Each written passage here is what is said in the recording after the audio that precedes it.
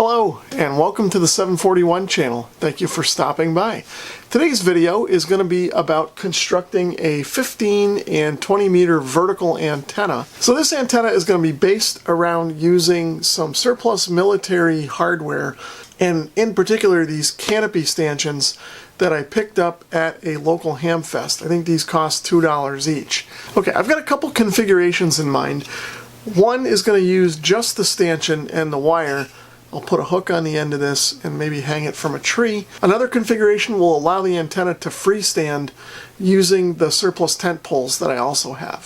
So anyway, let's get started with the construction. Okay, so I've got two of these canopy stanchions. I'm going to modify these both in a slightly different way. I'm going to start with the one that I'm going to call the top stanchion, and I'm going to set the bottom one aside for now. So the very first thing I'm going to do is drill a hole in here so I can bolt an eye hook to it. And that'll be for the configuration that I can use to hang off of a tree or other tall object.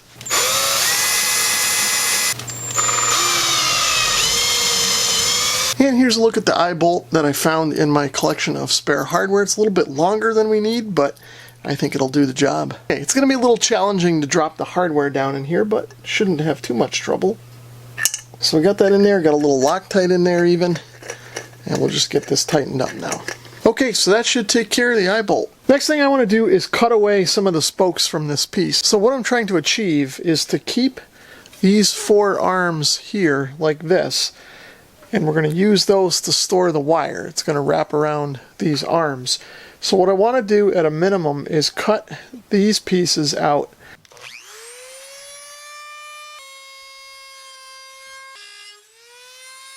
Okay, so it looks a little rough. We'll clean up the sharp edges a bit here and then move over to the other side and do the same thing there. Okay, so here's a look at the mount as it stands now. Looks a little strange, but stay with me. I got a plan. Okay, so next up I'm going to drill a couple of holes through these strengthening ribs. I'm going to do one here and then the one on the opposite side. Okay, I'm not going to really measure out and get fancy with the positioning of it. It's not really critical. I'm just going to try and eyeball it here.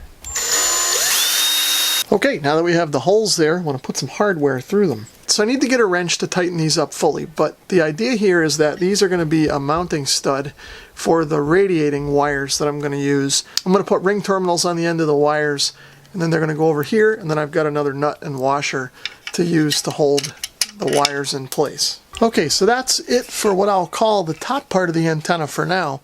Let's set this aside and start working on the base. So I've got a fresh canopy stanchion here that I'm going to use for the base of the antenna. So just like the top part of the antenna, I'm going to drill holes through opposing strengthening ribs here for some hardware. And then what I'm going to do is drill holes at the end of each of these spokes. Then I'm going to drill one last hole in the center of the stanchion, and I'm going to pretty much line that hole up with that molding mark that's in the middle there.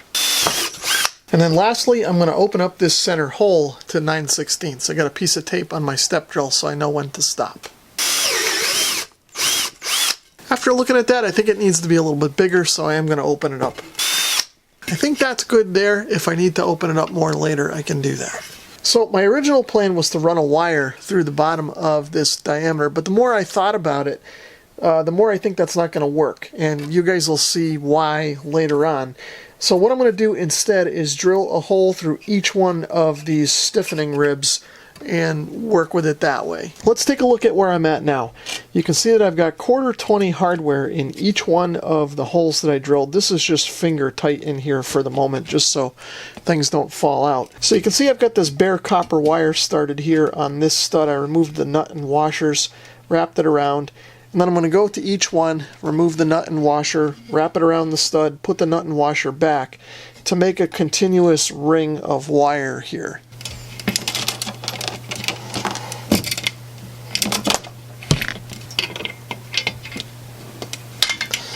Okay, so you can see kind of the idea there. I'm just going to wrap the wire around the stud once, and we'll put all the hardware back on, and then move on to the next stud. Okay, so here's another progress update. You can see that I've got the ground wire all around the outside, wrapped around all of these studs, and each one of these studs is eventually going to connect to a radial, but we'll talk more about that a little later.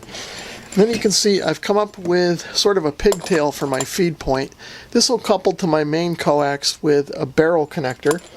But you can see here that the shield end of the coax is connected with a ring terminal to the ground ring, and then the driven part of the coax is attached here, and it ultimately will connect to the two driven elements that will go up to the top of the antenna. And those are just bolted on here with ring terminals, as you can see.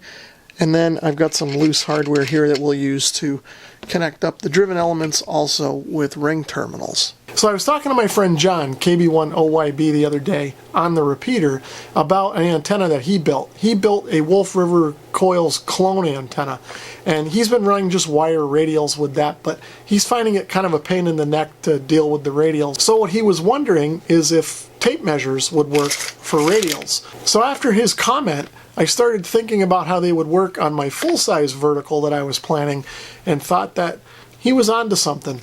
These are going to be a whole lot easier to deploy and store, and not to mention they're easy to tune. Depending on what band you want to use, you just set them to whatever length they need to be and you're done. So I decided to stop at Harbor Freight. I found 25 footers on sale. I figured those would be perfect for my 20 meter vertical and any frequencies really above that. So I grabbed 6 of them. And you'll see later in the video how they go onto my antenna. Hopefully they'll work. If not, we'll find some use for them, or I'll give them to John. But I guess we'll find out together later in the video. Okay, so next up I'm going to drill holes in each of these tape measures so that they can mount to the antenna base. I'm going to drill it right about at the 2-inch mark just so it's clear of the end of the measure here. And I found that the cleanest way to make the holes in the tape measures is to use a step drill. Okay, that one came out a little rough because I didn't have it held down good, but you can kind of get the idea. Next up I'm going to use a Dremel tool to not only deburr the little sharp bits that are left over there, but also to grind away some of the paint around the hole so that it makes good contact to the antenna. Okay, I'll flip it over and do the other side now. Okay, so as you can see, we should be ready to go. So we're outside now and getting ready to start assembling things and measure out the driven element for the antenna. So the first thing I've got is a piece of 4-foot rebar here so that about 3 feet is still sticking up. So now what I'm going to do is take my base and slide this over top. Okay. Now one thing that I kind of screwed up on when I was thinking this through in my mind is that I don't have the right couplers for these tubes. So what I'm going to do is a temporary solution. This is really all I could come up with for the moment. But I've got a piece of 1-inch PVC that I'm going to slip over the rebar here. And this is going to take up some of the slack or gap in the pole here once I slip the canopy poles over top. If you're not familiar with these military surplus canopy poles, they are made of fiberglass and they come in 4-foot lengths with a plastic coupler on one end. The other end is just open, so each coupler slips into the open end of the other pipe.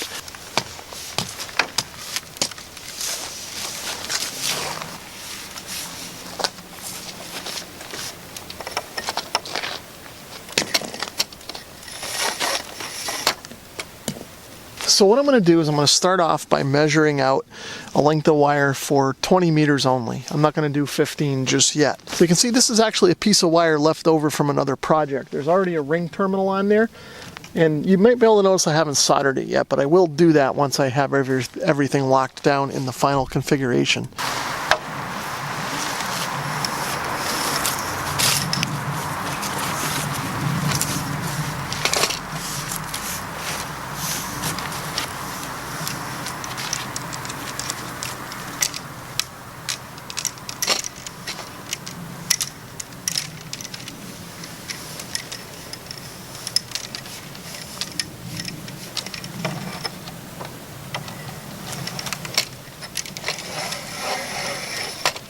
Okay, so now I'm just going to stretch this tight so it's down here near the bolt, and then I'm just going to clip it off.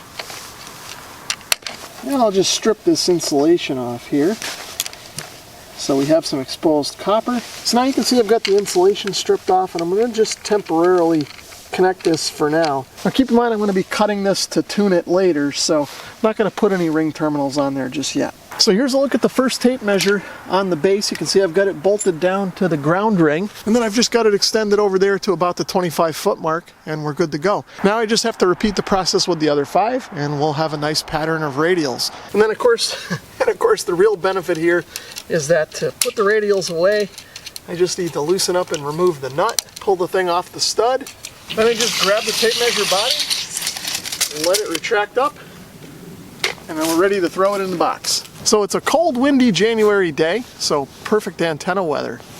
Behind me you can see I've got the vertical set up, and I've got all the tape measures set up as radials and kind of deployed out. So I know that the radiating element is long and is going to need to be tuned, but I wanted to take a measurement with the analyzer just to get a baseline and see where I'm at. So we'll go take a look at the analyzer in a minute. I've got that in the garage where I'm out of the wind. But before we do that, I'll give you a closer look at the antenna base. Okay, so there's what all the tape measures look like. I've just got them bolted down with nuts and washers to hold them in place, and that seems to do the trick. So let's go check the analyzer and see what it looks like. So you can see here on the analyzer that things look pretty good at 11.5 megahertz. So the antenna is definitely going to have to be trimmed a bit. So I've been working on tuning the antenna here for a while, and you can see that I've got it down to a pretty reasonable spot here on 20 meters. You can see that right here about in the center of the voice portion of the band. I'm getting an impedance of 61 ohms resistive and 1.1 SWR. So this should be good enough to do some testing with. Okay, right down here at the feed point you can see I've just got the bare wire screwed in there for now. I am going to put a ring terminal on there now that I've got the length more or less figured out.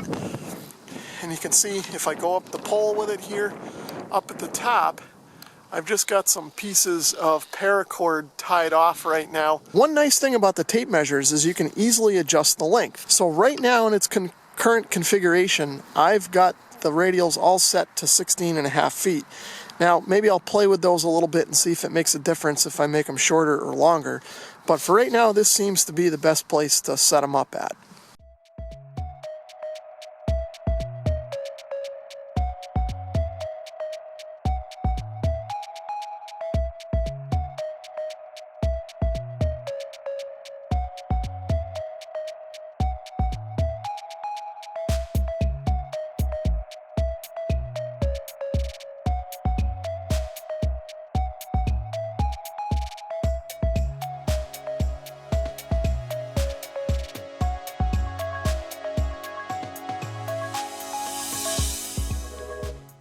Okay, let's see if we can find anybody on 20 meters. Well, unfortunately, I can't get the coax in any further to the garage than I have it, so I'm going to sit on the cold floor here at this table and see if I can make a contact or two.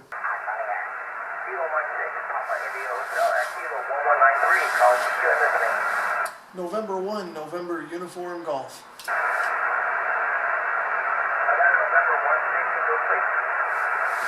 November 1, November Uniform Golf.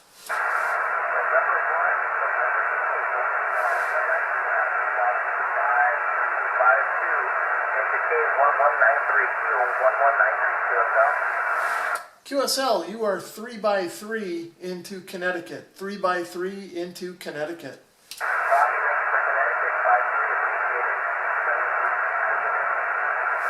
7-3 and enjoy the activation. Thanks for the contact, N1NUG.